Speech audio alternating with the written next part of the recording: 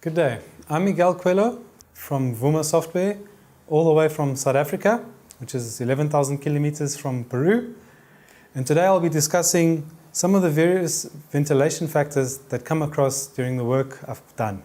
Typically, there are certain factors that tend to be overlooked or attention is not paid to them. These being the friction factors, fans and fixed flows in modeling, not adequately accounting for all your losses and leakages,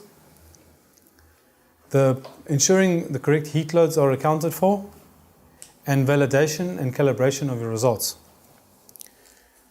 Friction factors have an impact on your mine system resistance, and thus they need to be adequately determined during your modeling.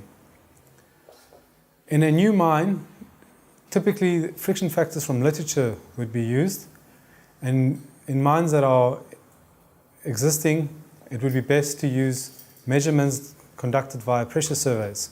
When it comes to fans and fixed flows, it is all too easy during the early stages of your ventilation model to use fixed flows. This is not an inaccurate thing to do, but is a good starting point in your initial modeling.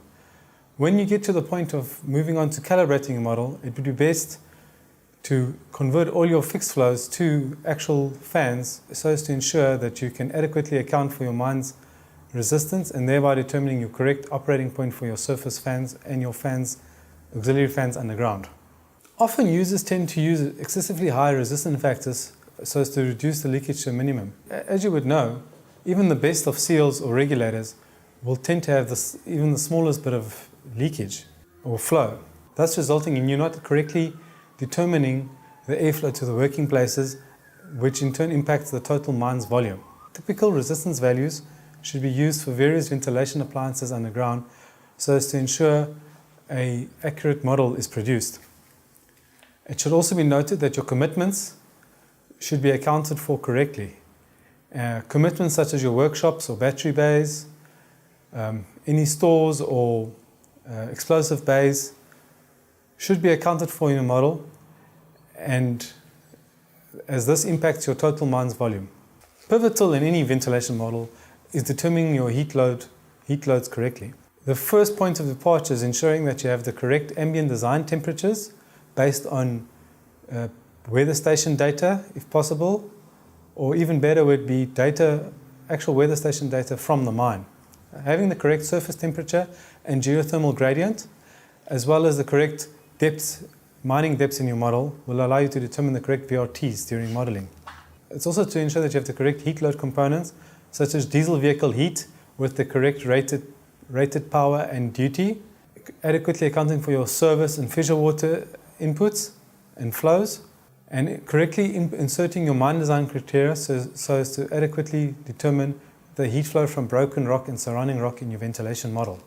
When it comes to calibration, you should strive to achieve a calibration of your model to within 10% of actual conditions for an existing mine, so as to ensure any work conducted using that model remains accurate and valid. When you validate your model, you should go back and review that all your inputs are consistent through your model. You should validate your model against your design criteria in terms of mass flows, velocities, temperatures, and any gases that might be present. And also, the frequency of ventilation studies should also be noted. A ventilation study should be conducted whenever there's a change to your mine design, whenever there's a change to your mining schedule, or alternatively, at least every year, there should be a ventilation review done so as to ensure that your ventilation requirements meet the life of mine planning requirements.